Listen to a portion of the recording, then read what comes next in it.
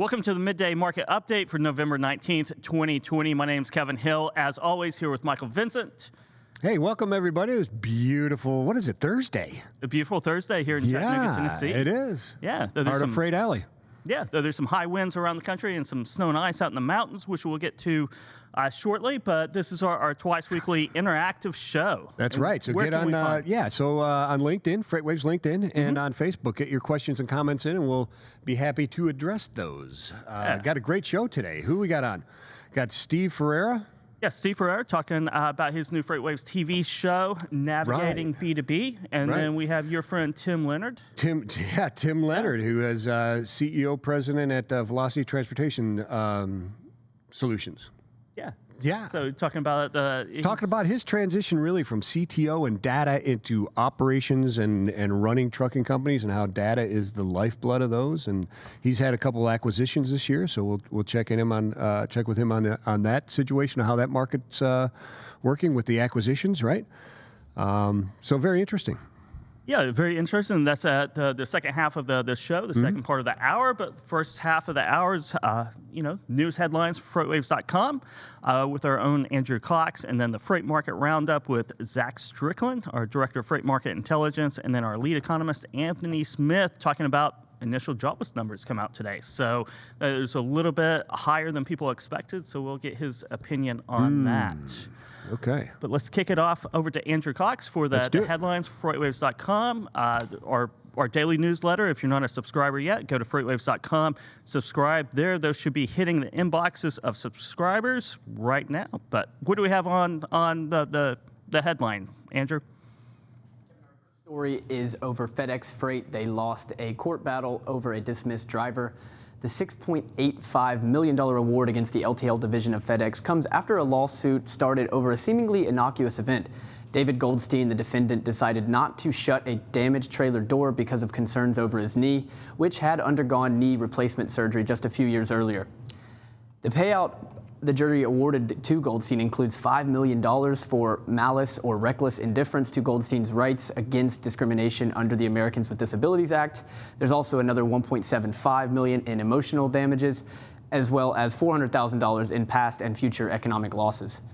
The incident occurred back in April of 2017 when Goldstein had been dispatched to deliver a trailer to Portland, Oregon. It is important to note here that Goldstein had been certified by the U.S. HealthWorks just a month prior to this incident with the damaged door. At the time, it was dark and raining, so Goldstein asked a supervisor to close the door for him. He didn't feel safe reaching up and closing that door on his knee.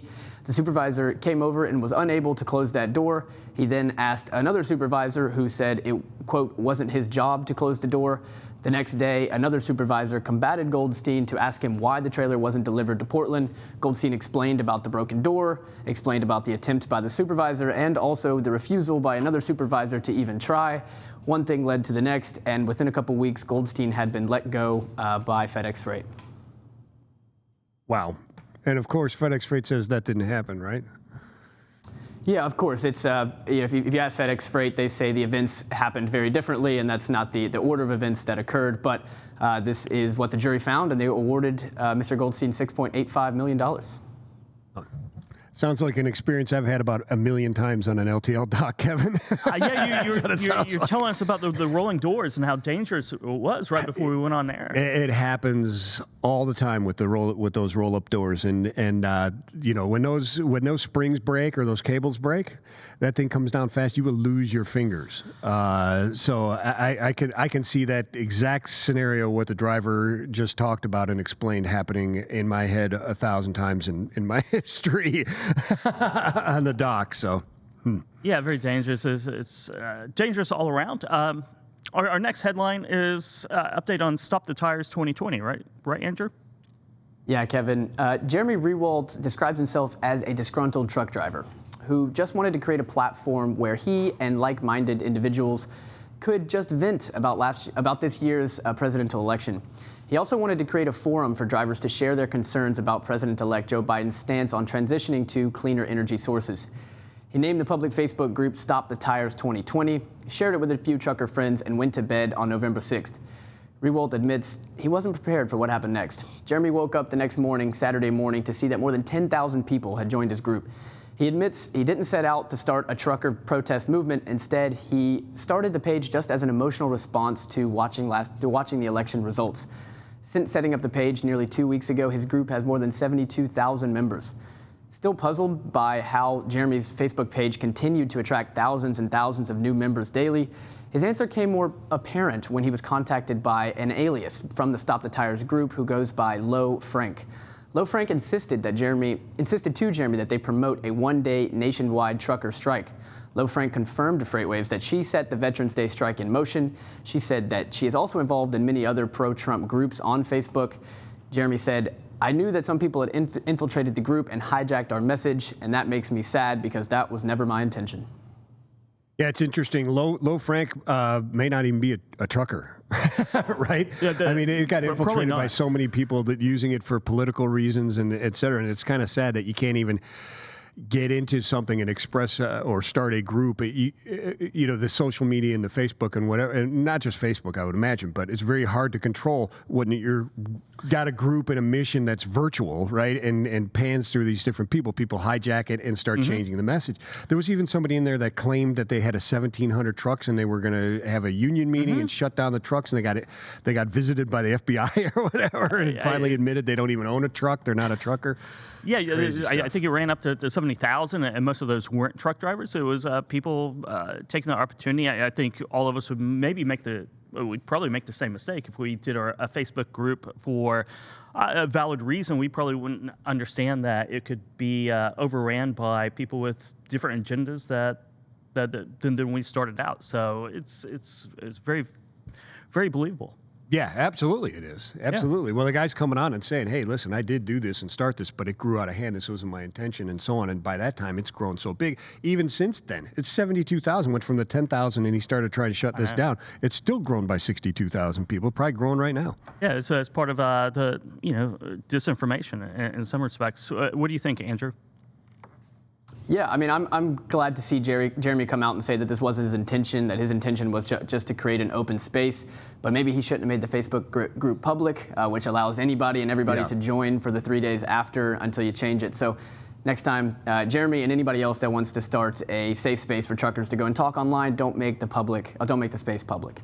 Oh, well, all right. So Andrew's an expert. So he could teach us if we wanted to start a movement. He could, yeah. Right. Yeah. And Nico Brown has that kind of the same questions we're positing right now. You know, how can social media attention disrupt a call to strike? And it's people that don't have a vested interest in striking. If it's truckers striking, you have actors that aren't even in trucking and logistics. They're trying to roll out their own agenda and their own disruption. Yeah. That's one of the reasons, one of the ways how, and maybe, certainly I think some of the groups were very extreme as well. So you don't ever want to be wrapped up into that, certainly. On the next headline, Andrew, what do we have? Got another pot bust headed south from Canada. This time, a rookie driver was arrested and charged at U.S. Customs and Border Protection. Was found with $2.8 million worth of marijuana hidden behind a load of pork, which was headed to El Paso, Texas, at the U.S.-Canada border at Detroit on Monday. Verinder Singh of Ontario told federal investigators that he was unaware that he was hauling marijuana when he presented his tractor trailer at the Fort Street cargo facility. Singh told investors that he had been a truck driver for only a month and had only crossed the border 7 or 8 times. The rookie trucker now faces U.S. federal criminal charges, which include possession with intent to distribute of a controlled substance, as well as illegal importing. So you're saying, Michael Vincent, about the SEALs. Go into that. Yeah, well, I mean, in that article, they go into, there's been a lot more drug busts, right? I mean, this has been happening for a long, long time. Drugs coming across the border, obviously, and smuggling and so on. But since the border was shut down to non-essential travel, it's certainly come up. And we've had other ones where $2 million were discovered, and the driver was pretty much just dismissed after like a day or two, right? But the SEALs all were intact from shipper. The seal that was put on there the seal number matched the the papers, right? The custom papers. In this particular instance, they don't. The driver says he took 3 stops before reaching the border to get coffee, fuel, and then to fax some papers. He didn't do it all in one stop, which is kind of odd. But and he said that he checked the seals, although the seal on the back of his trailer doesn't match the paperwork. So a little different story here. It is. It's definitely. And the former story, Stop the Tires, we have a very active discussion in LinkedIn, the comments, Jake McLeod over at RPM and Rhonda at Global Trans, Nico Brown, and a couple others are going back and forth with Dooner on, Dooner. on He's that story. He's stop trolling eating us pizza? there. Stop eating pizza. Yes. Stop eating pizza 2020. So maybe that's what you guys will roll out. He said he's tomorrow. confused why people who don't want to eat pizza are showing up and joining the group. Yeah. So our final news item, Andrew, what do we have? Evan, this one's on the Federal Communications Commission. On Wednesday, they voted to reallocate some of the spectrum bandwidth that was set aside for vehicle safety. Experts are now worried that this could affect the deployment of truck platooning down the road. The agency will adopt new rules that repurpose 45 megahertz of spectrum within the 5.9 gigahertz band, which is currently used for vehicle-to-everything technologies such as platooning.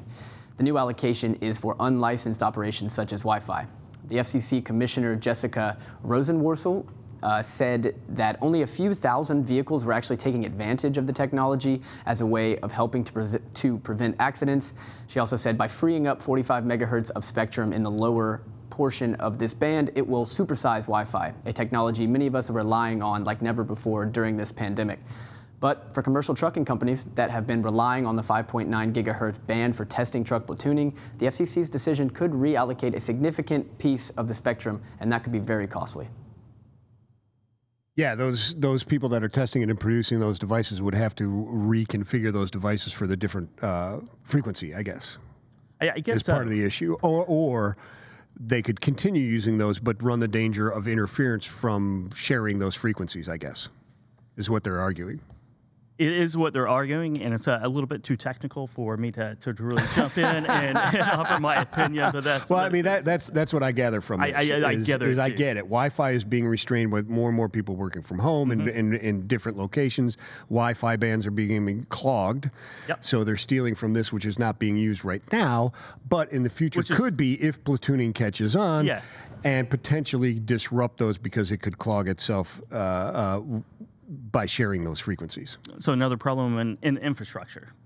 It is. It is. You're It right. definitely is. So Andrew, Point of Sale, your twice weekly newsletter covering the retail industry. The next edition comes out this afternoon, right? That's right, Kevin. It comes out here in about 45 minutes. It comes out at 1 p.m., whatever local time that you're in. And I've got 2 big stories for you to highlight. So the first one is about the mother of all return seasons. We've seen a lot more e-commerce happen this year. We've seen a lot more people more willing to buy heavy and bulky items online. And while only 10% average bulky items need to be returned, with the much higher e-commerce rate, even if return rate stays stable, there's going to be a lot higher total returns and more reverse logistics costs for everybody, but especially those big and bulky items. So I talk about what retailers are doing to get ahead of that issue, how they're working with other partners to try to work on some of those reverse logistics costs. And then also I talk about that collaboration with your enemies may not be a bad solution. It might be a good solution. I highlight the partnership between Shipt, which is owned by Target, and Bed Bath & Beyond. They're going to do all this same-day delivery for Bed Bath & Beyond, but that's a wholly owned subsidiary of Target, one of their biggest competitors. So I talk about the reasons for why they're doing that, and most of them are supply chain related. So you got 45 minutes to go sign up. Go to freightwaves.com/communities. Just select Point of Sale. Fantastic. It's always a great newsletter coming out. Yeah, absolutely, Mondays and really an interesting topic. I'll be reading intently. I mean, Andrew does some excellent work. He always has. I think this is an excellent newsletter. But the mother of all return seasons, I like that. It's very clickbait worthy, but it's also very true, and it is a huge topic within the logistics industry. And as we were talking on What the Truck on Monday, it's actually a concerning thing for everybody, even outside of logistics, because those returns are 5-fold what they normally are, right? Because of the e-commerce, and then the ability or the ignorance of the American public as to what happens with all those returns probably makes it easier. It's more of a convenience thing to just return that stuff. And if they knew exactly how much of that stuff is just thrown away or goes into a landfill and is just completely waste, Sure. And how the carbon footprint of just coming back and removing all those things, I think they'd have a different return ratio. If you haven't heard too much about reverse logistics previously, you're going to hear a lot about it in the coming months because e-commerce has exploded through 2020, and that means returns. Yeah, it does. It's also interesting to watch. What is it, floor founds or found floors? I can't remember. But the space of new people, new technology, and new services for the returns, that reverse logistics and the returns and what to do with those type of things for companies that aren't traditionally in e-commerce is an interesting space as well to see what's developing there. Yeah. Now, hello to Jim Blaze, who's watching us there. And you know what? We have some high winds out in the plains, some snow west of there in the mountains, and we have Nick Austin to give us all the details right now. Hey guys, we have high winds developing across parts of the Mississippi Valley, the Ohio River Valley. Unfortunately, in areas that are under drought conditions, so they're under all these red flag warnings because of the dry conditions, plus the wind. But those winds are going to be problems for a lot of drivers heading through some of these states. So let's get right to it. Sonar critical events. And the areas here where I'm hovering over have all these red flag warnings with the wind, the fire conditions. But the wind is going to extend all the way up into Chicago, parts of Detroit, and southern Michigan as well. So all across this big region right here, we're going to see wind gusts possibly of 40 to 50 miles per hour. Sonar subscribers can actually go into critical events, and you can plot the forecast for the maximum wind gusts. And it's showing about 40 to 50 miles per hour in many areas of this region. So that's Kansas City, St. Louis, up to Chicago, Cleveland, places like that, and all areas in between. So it's going to be windy from time to time for sure, maybe some gusts a little bit above 50. So far today, there have been wind gusts already close to 40 miles per hour in some of these areas, and it's just going to get worse as we go through the day. So, and I mentioned some of those markets that are going to be under these wind advisories because of those gusts. Some of them are pretty busy freight markets right now with high outbound volumes. We're talking about Chicago and Joliet, Illinois, which are adjacent to one another, as well as Indianapolis here, Columbus. So these are areas where truckers might be trying to get to pick up that freight. That's where a lot of the freight is right now, at least across that region and the United States. So certainly risky if they're going to try and deadhead through those areas, or if they're going to be heading in there to drop off light loads before picking up more freight with those wind gusts in some areas getting up to about 50 miles per hour. So there's also snow and some freezing rain in some of the Mountain West. We'll be talking about that a little bit later in the show. Thank you very much for that update, Nick, and we'll catch you again during the last half hour. As well, definitely. Jake McLeod over RPM talking about returns, the size of the returns, not in aggregate, but the size of the actual product, right? I saw that, and I just added a response there. It's it's floor found, and we interviewed them. I actually interviewed them, talked to the gentleman about that, and they do, and it's actually the larger items that they do. It's furniture, I think, most specifically. Software to assess it, give the manufacturers a description of what's going on, and then decide if they're going to resell it, restock it, that type of stuff. So that's the space. I hate returning anything just because it's a hassle. I couldn't even imagine returning furniture. I mean, that's, talk about headache. Right. And it's something that normally wasn't happening before, because you go to a furniture store, you touch it, you feel it, you sit on it, you buy it, you know what it is. You return it if it's damaged. Now it's, I don't like it. You think there's people out there who order 3 couches and pick them? Like 6 shirts. No, I like this one. I get. You're sending at least 90% of the shipment back, right? Yeah. Yeah. Well, we'll just get. I don't know which one I want, honey. Let's just get 4 couches and we'll test them. I don't know. Possible. Okay. Well, who probably does that?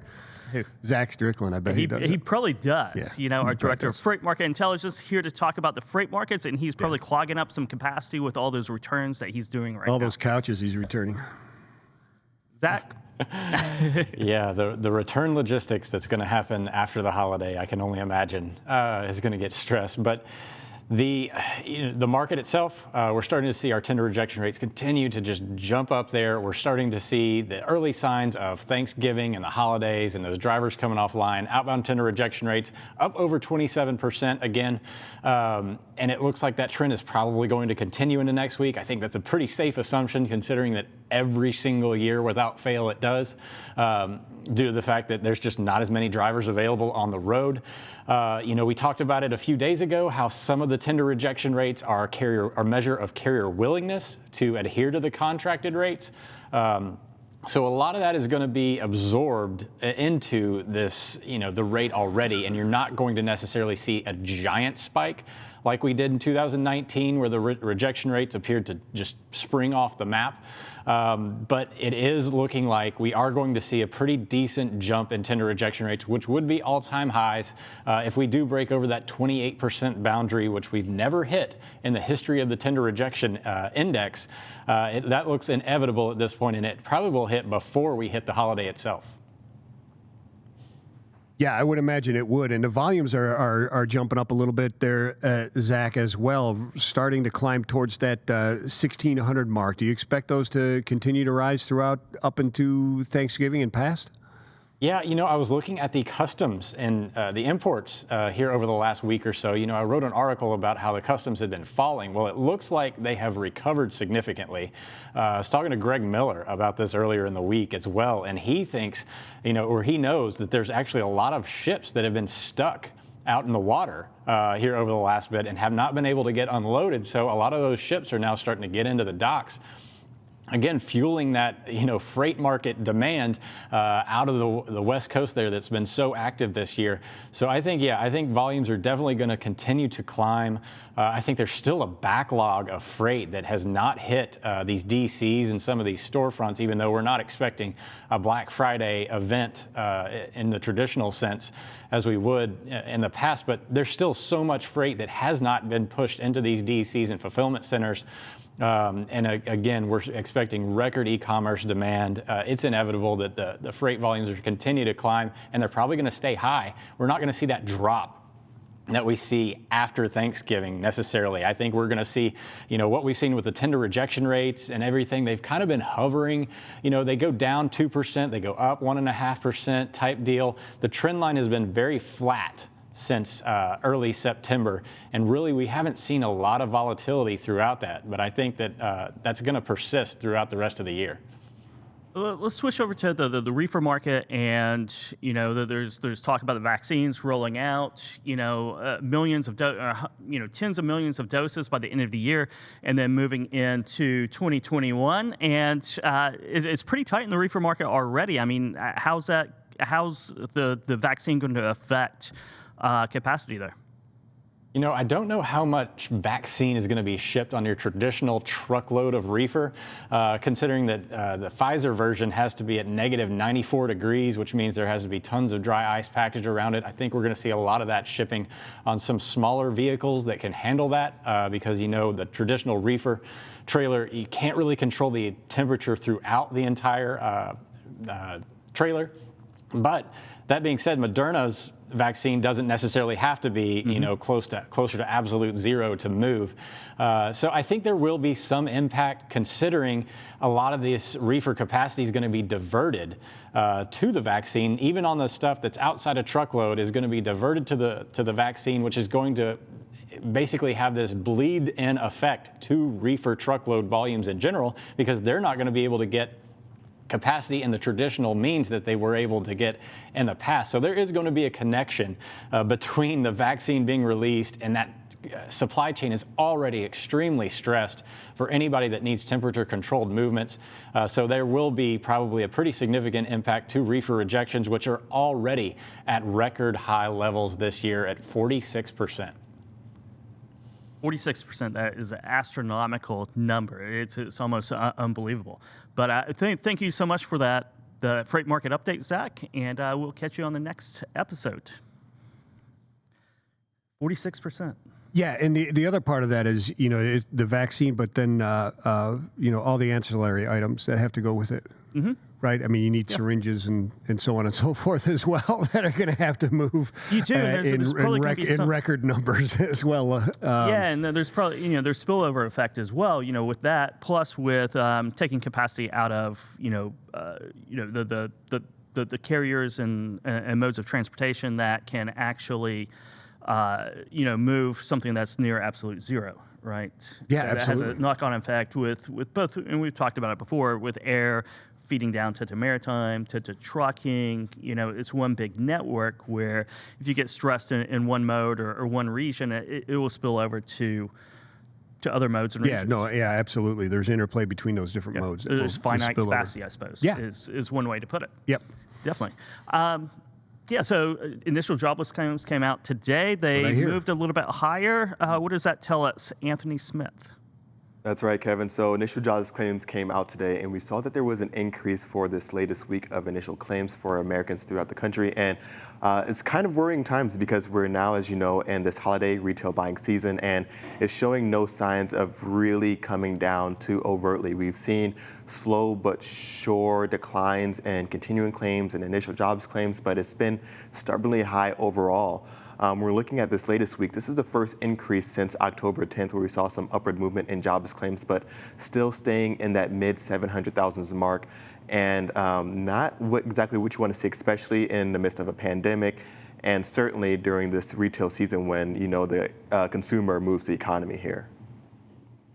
I guess traditionally there's a lot of retail jobs that are hired and that excess surge of brick and mortar, but I guess that's not happening this year.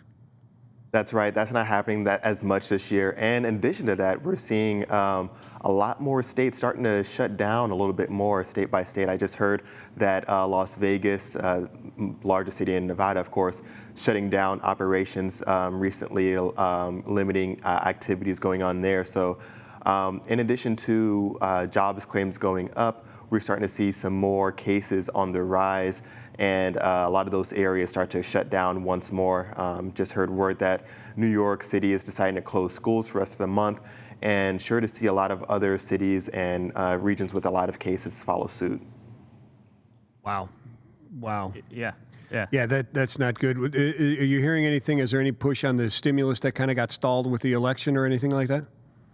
So yeah, I think stimulus is definitely going to be an area of topic that's going to be under a lot of pressure, especially as we get into January. It's likely that we won't see any more progress for this in January. I think when we have the new administration is set to take office by mid-January. I wouldn't be surprised if something gets pinned by the latter half of January, but certainly within that first quarter. Unlikely that we'll see anything come out of the White House just yet from the stimulus standpoint, but I think it's very likely that we'll see something within that first quarter of 2021.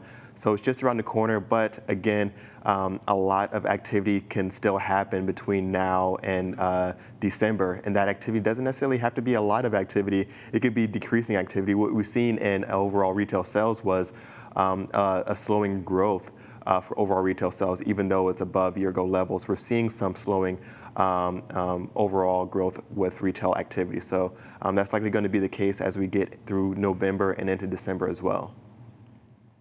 So with slowing down, shutting down, how's the housing market reacting? I think we have some new data on new builds. Is that correct? That's right. So housing has been an area of positivity throughout the pandemic, and one of the areas that we really were kind of pumping up that would be one of the first sectors to come back. And so we're looking at housing starts. We got some really good data, outpaced a lot of outlets' expectations, showing that there was around a 4.9% growth on a month-to-month basis. This was primarily due to the strength within single-family housing starts. As you know, it's composed of single-family housing starts and multifamily. Multifamily is a lot of the times a lot more volatile compared to single-family starts. And we're looking at multifamily, it's going to be a little bit more regionally based. Of course, Northeast, a little bit more mature market there. It's going to have a lot more multifamily starts compared to somewhere in the West or the South. The South really came through with housing starts over this last month of reporting, with single-family overall showing nearly a 30% month year-over-year gain. So there's substantial rise for housing starts. There's a lot of demand. The Home Builder Sentiment Index from NAHB and Wells Fargo showing that it's at historical highs, that these builders can't keep up with demand. So those that are looking to buy a house or still in a position to buy a house are really still optimistic about making these purchases. So was that new builds that were up 30% year over year? That's right. Single family housing starts up almost 30% year over year. So still a lot of robust growth there when we're looking at housing starts. And there's going to be a lot more demand. I mean, as we're seeing more individuals that are being able to work remotely, they're going to look a little bit closely to, hey, maybe I don't need to be in this large metropolitan area. Perhaps I can move into the suburbs. And so there's a lot of demand for these entry-level homes and mid-level homes for those looking to get out of those cities, those large metropolitan areas, maybe get into those suburbs and really kind of take advantage of being able to work remotely. That's been kind of the plan for 2020, hasn't it, Anthony? Thank you so much for your time today and those insights into the economy, and we'll catch you on the next episode.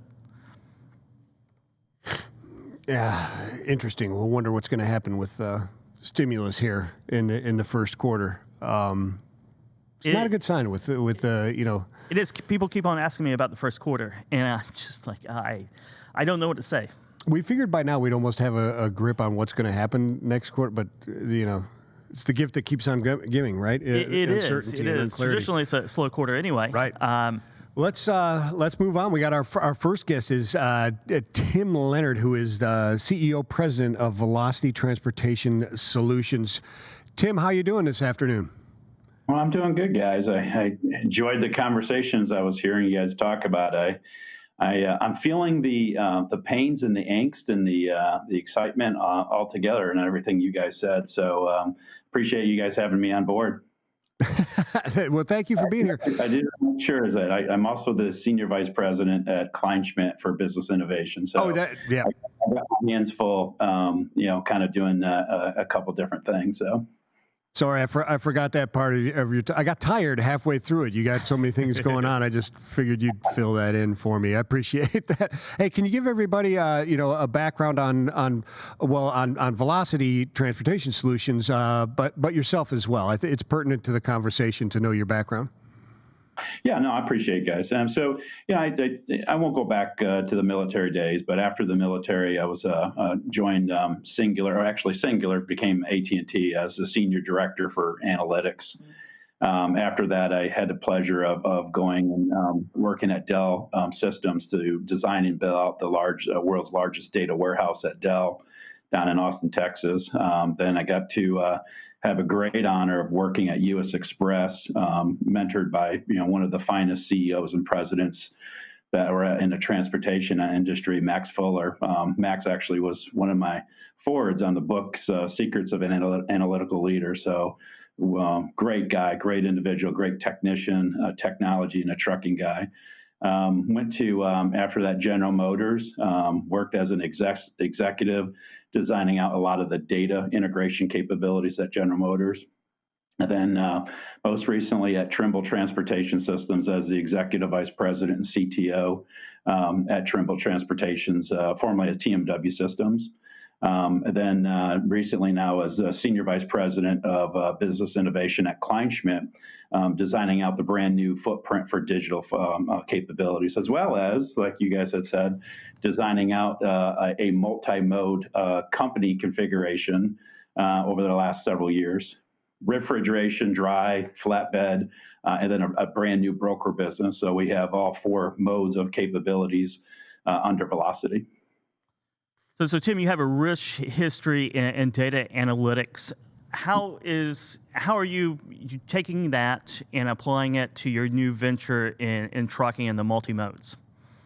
Yeah, it's good. I struggled for years. I always got told, Tim, it's good to go buy all the groceries, but you're certainly not the baker. So quit trying to say that you know how to make a cake if you can't even make a cake. So I took that to heart.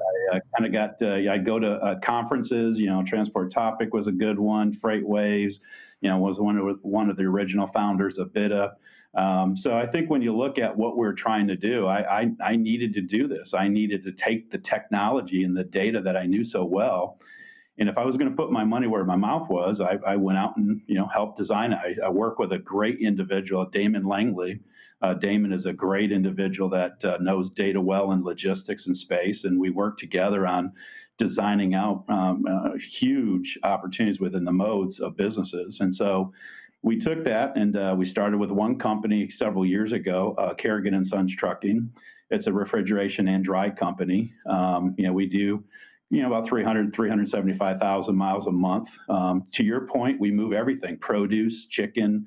We move produce, eggs.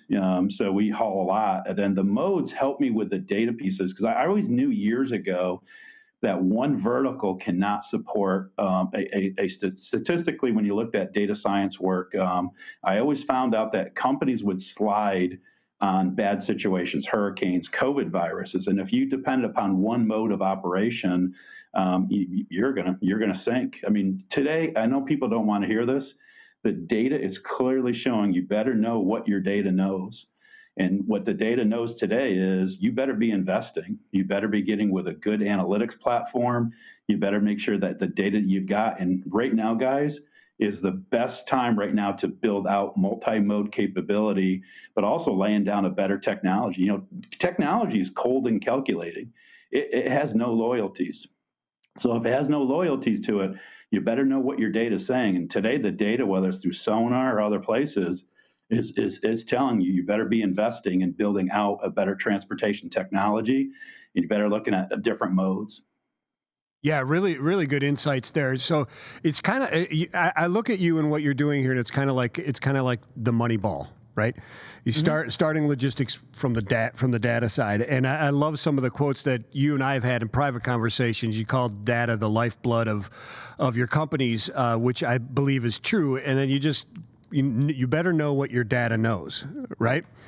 And I like that one. I'd like to explore that a little bit, because people are adopting technology, and it's almost like a buzzword. You need technology. You need to diversify your technology. You need to have more and more data and analyze that data.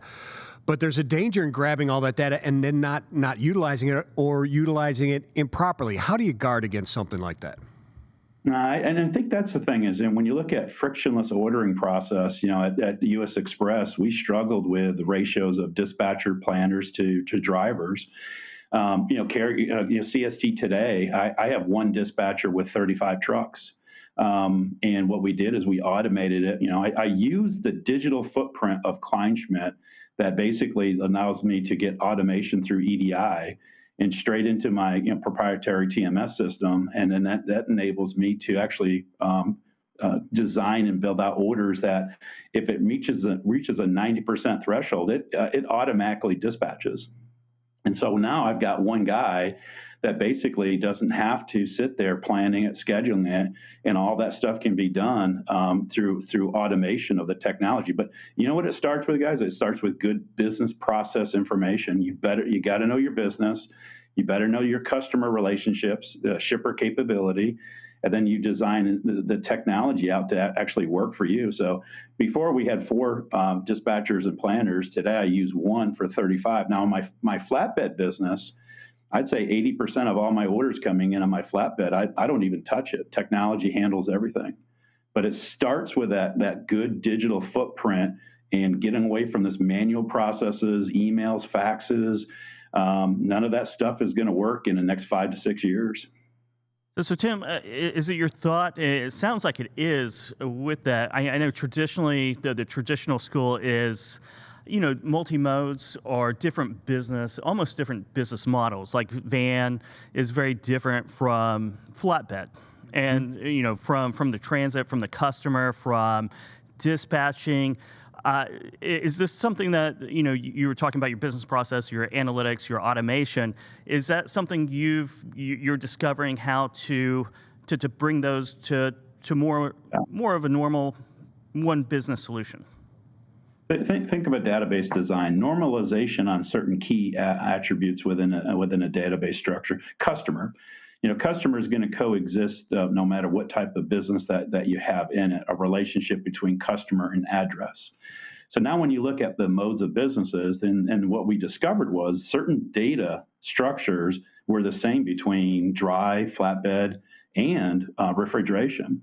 So if you automate the things that you can automate, and then you leave the proprietary stuff, or quote proprietary or unknown objects outside of that, now you have the abilities to actually automate the entire process. But here was the key to success. The key to success was not necessarily the TMS structures. The key to success was that foundational formation. And guys, I'm sorry to brag about Kleinschmidt, but Kleinschmidt gave me that. They don't care. They don't care what TMS you have on there. They're Switzerland. They just move the data, get it informed. But what they do know is they know what to take with your data, and they know how to apply it per transaction, whether it's a tender acceptance. So that we took those data elements, and I know people don't like to hear the old X12 format, but you take that X12 format, you overlay the X12 format on a transactional process within a 204. It doesn't care, guys, whether it's a flatbed business or whether it's a refrigeration or dry. So that's the thing, is that's where I go back, that the data has no loyalties, but you better understand that how to take that data and apply it to what you need to go after. And I knew that if we could have similarities between modes and not redesign the software. I don't need a TMS for the broker business. I don't need one for refrigeration. I have one system that can go between the different modes. And that's the key, is a technology platform that has the abilities to traverse through the different modes and use the same data. I have one customer that actually does dry, cold, and guess what? They move metal rebar. So I now have that one customer. It's the same customer, but he goes against all three modes of operation. Yeah, so the operations aren't necessarily homogeneous, but the operating system that manages them creates that kind of homogeneous overlayer. Mm-hmm. Very, very interesting.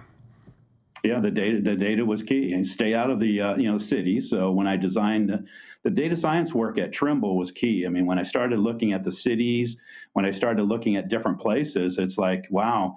I mean, if I'm going to go buy a company and I'm going to look at this, from a business perspective, I was very selective of where we went to go buy the company, because I knew that there was network lanes I could never penetrate. I can't go against the JB Hunts of the worlds or the Swifts and Knights. They own certain lanes, and so I'm not foolish enough to penetrate that.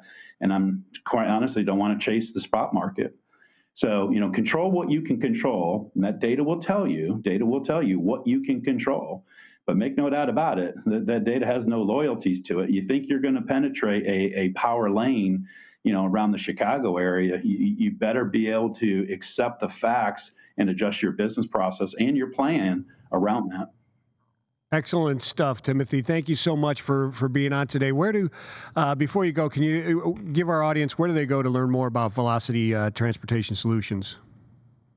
Well, again, I got some things that are coming out on the website. I got some stuff that certainly I'm working with FreightWaves on, and so in the next couple of weeks, I think you're going to see some new white papers that are coming out, particularly around some of the data designs for that.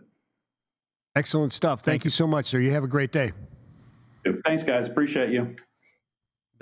Yeah. I'm gonna, control what you can control, and go after that. Yeah, I mean, he's taking the data and building out a system around it that takes almost that human sentiment part of the differences, and you can infiltrate that with the data, which is data. Like he said, it's cold, it's just data. It's data. But be able to interpret that into the more, like I said, the human sentiment, the different personas, I guess you will, or the idiosyncrasies of the different modes and shippers. Very good stuff.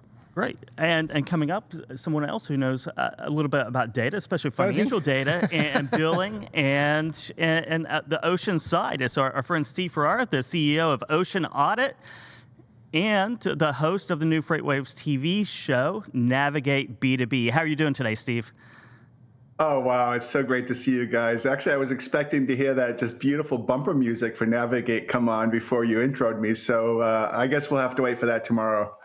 We will. we will. And your show's Fridays at 9:30 Eastern Time, correct?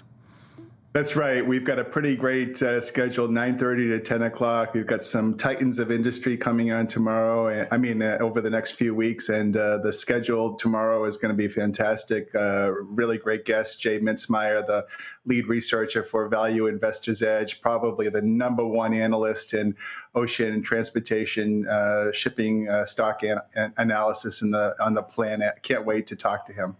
Fantastic. Fantastic. Can you give our audience a bit of a background about Ocean Audit, how you got started, and also the concept and the goal and the aim of your new show, Navigate B2B? Well, Ocean Audit was really a byproduct of my time living abroad in Taiwan and Hong Kong when I was with Sealand Service. I had full P&L responsibility for the Asia to Europe and Middle Eastern service. And I was struck by, we had the best invoicing people in the industry. But even with the skill sets at Sealand, I was just struck in terms of the percentage of errors of overcharged, overbilled invoices. And of course, I saw that as a business opportunity. So when I flipped and got repatriated back to the US, I put together a secret business plan. And it was on day one, almost instantaneously going and having clients like Walmart and Toys R Us and Sears, and really recovering all the overcharges that cause these great companies to lose working capital. And so currently have 17 of the Fortune 100. And I think the idea behind Navigate B2B, flows really into the concept of Ocean Audit. Ocean Audit and ocean industry, there really aren't a lot of new innovative features in the industry in the last 50 years.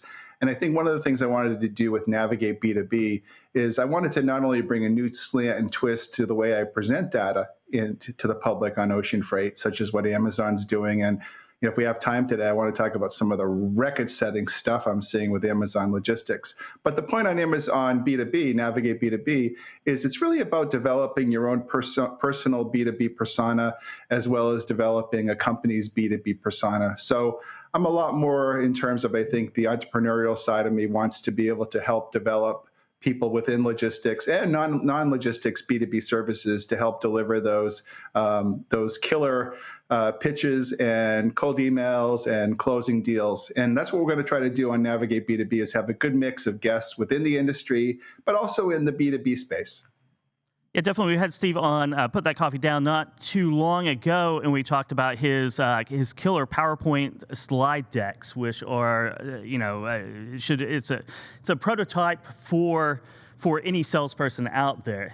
Definitely. But let's go into, Steve, let's go into the record-breaking numbers that you're seeing coming in on imports that you mentioned just a second ago. Kevin, there's like 5 really key issues of points to talk about today. I just try to wrap through them quickly. One that just struck me as highly unusual, something I posted on LinkedIn last night. In a 24-hour span, Amazon's NVO division landed 990 containers in 24 hours, which is record-setting. You compare that to the year ago, it was 249 containers. Just amazing things happening in the Trans-Pacific, but it really ties into the fact that the National Retail Federation came out this week and said, whoa, imports are starting to trend down, and the outlook for 2021 is downward. And I looked at the article the National Retail Federation put out, and I'm just stunned that they would sell short their membership like that. First off, NRF used really faulty numbers. They said 2 million TEUs of retail goods came in the month of October.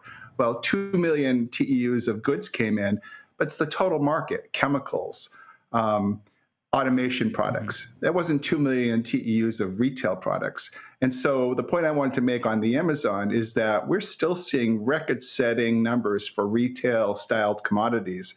And I was really confused, as were some of my professional colleagues, how the NRF I think it might have been maybe some confusion with the reporter on that story, but certainly imports is still trending very strong. And we see this definitely continuing through post-Chinese New Year 2021. Wow, that's amazing. Yeah, Kim Link Wills has a article on American Shipper, FreightWaves.com. Port of LA launches return signal for trucking to address congestions, which is a way to help those drayage companies, the trucking companies, be more efficient when they bring the empties back. Right, they know exactly where to go, what size, that type of stuff, and then hopefully have like a drop and hook type of system instead of multiple trucks coming in and two transactions, one truck type of thing. And that's all because 980,729 TEUs in October, which I believe is 27% higher than last year and the largest month in 114 years, I believe. It's a record for the port, and that's the thing. That's the thing about the industry right now. Like, for example, Maersk just reported the earnings. Maersk reported a 39% increase in earnings for the Q3 compared to the previous year.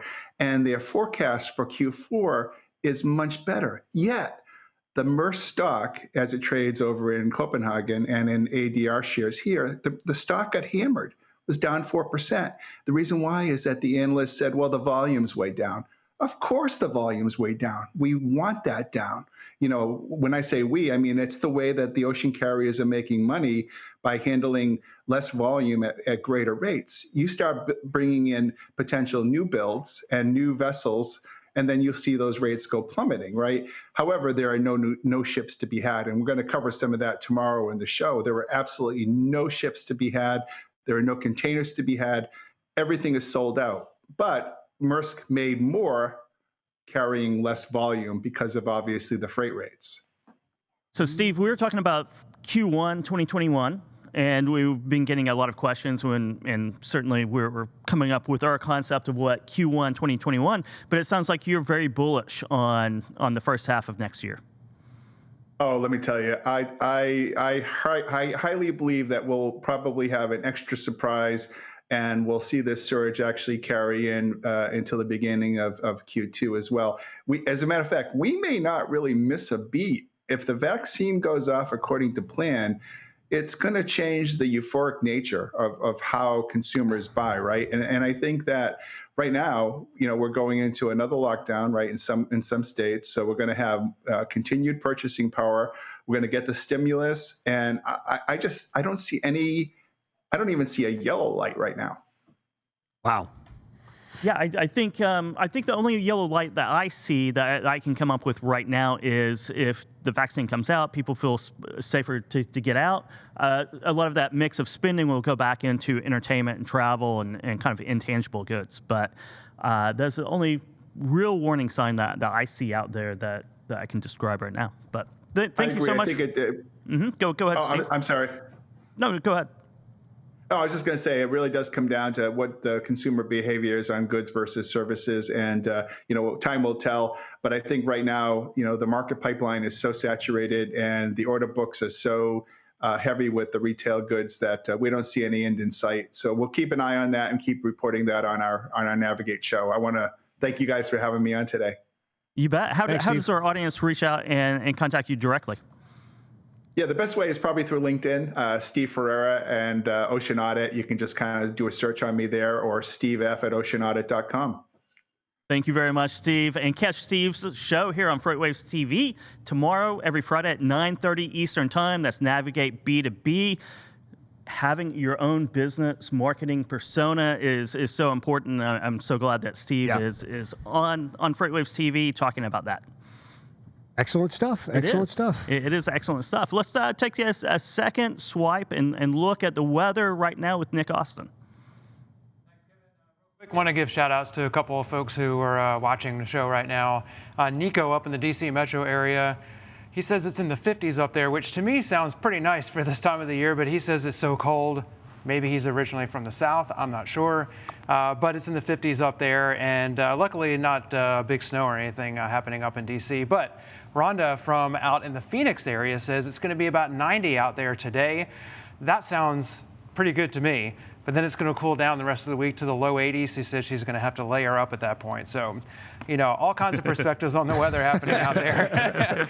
So let's take a look. I want to remind folks as we take a look again at the sonar critical events map. We've got the radar up there showing snow and some freezing rain that's popping up. It's going to last through the rest of the day in some parts of the Cascades and northern Rockies, and even over into the prairies of North Dakota, heading into parts of Minnesota along I-94, I-90, and a lot of the mountain passes out there in the west. There's going to be some trouble spots for drivers out there. And I want to remind folks, too, and those drivers out there, they'll be at a high risk for rollovers, as I mentioned earlier in the show, in parts of the plains, into the Midwest, including Chicago, Indianapolis, Columbus, some of those big freight markets up there, with some wind gusts there up to about 50, 55 miles per hour. And there's an article up on the website talking about now I did one last month about this, where truckers kind of rated what they thought were the worst weather conditions for them on the roads here across the U.S. And I gave them some choices to choose from. There's part 2 of that's up on the website now, where it talks about dust storms, hail storms, things like that, and kind of how drivers rated them, what they can do to prepare for that kind of weather, and what to do if they actually run into those kinds of weather events while they're out there on the roads working hard for all of us. So that's up on FreightWaves.com.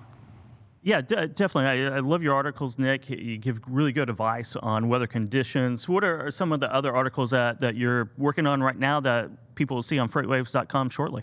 One I'm working on that I'm hoping we'll post before the end of the week is going to talk about really how shippers and customers out there can really prepare for particularly winter weather, and to make sure that temperature-sensitive freight during the winter gets to them safely. And one of those topics will be just choosing the right carrier, and we'll be talking about some other ways that they can get ready for the winter. Fantastic. Thank you very much for the weather update today. Thanks, Nick. Nick, and we'll see you on the next episode, Tuesday. So, 2021. First half of 2021, Steve Ferreira is very bullish about it. I know there's investment bankers that are very bullish about it. Restocking is a big thing. What are your thoughts, Michael? I agree with him. You know, we're going to have the stimulus. We're going to go into the first quarter. I would imagine there's going to be a stimulus that's going to come out with the new government, right? I mean, with Biden taking office, I think that would happen. But you know, things look bullish right now, and with the vaccine, as that goes according to plan, which we all hope and pray that it does, right? I agree with him. We haven't even seen the euphoria in the consumer spending that's going to happen when those start to prove out to be effective. I know, right? And Rhonda on LinkedIn comments, she's thinking it's more later summer of 2021 before people start venturing out again and really shifting that spending over to whether it's live entertainment, travel, services, restaurants, even now, most restaurants are pretty empty. So there's going to be a spending mix over. So we'll wait and see. There'll be a slow transition, probably. Slow transition. So on the docket for tomorrow on What the Truck. Yeah, so if you saw Monday's episode, Dooner and I were speaking about Trucker's Final Mile, right? So truck driver Robert Palm started the charity nearly 7 years ago to help desperate trucking families bring home deceased loved ones who are often thousands of miles away when, they tragedy strikes, either, whatever the death may happen. But on Friday, Robert Palmer will join us on the show and talk about how you can help the cash-strapped nonprofit just as we enter the holiday seasons. Their biggest source of income, like St. Christopher's Fund, is the live trucking events, and those have been canceled, quite obviously. And so, how can you help these guys? Because they are cash-strapped right now, and they're doing some great stuff, and even helping the families during holidays for gifts for the kids from these families that are affected by tragedy. So we have them, and then we have Fix for Dock Scheduling by OpenDock's Jeff Booth. He'll be discussing ways to modernize dock data in order to reduce dwell times and driver efficiency. We have Play It Forward, which is John Galletley of CrossDock. He's going to melt our faces with some heavy metal video from his band called Hammerhands. Nice. We had Jeff Booth from OpenDock on Put That Coffee Down yesterday. Great interview. You guys are going to have fun with talking to him. Very cool. Tomorrow. Right, Definitely. and then spin the wheel, obviously. BWS Logistics, Rob Russey squares off against the Wheel of Stupid, and also talks about selling in a hot freight market. So you can find What the Truck tomorrow live, but you can find all our episodes, Midday Market Update, Put That Coffee Down, Freightonomics, Great Quarter Guys, Freight Forecasting, all on your favorite podcast player under Freightcast, or on demand on FreightWaves TV, Apple TV, Roku, Fire Stick, live.freightwaves.com, and tv.freightwaves.com. Go download on demand in your podcast anywhere. That'll wrap it up for this episode. Peace and love, everyone.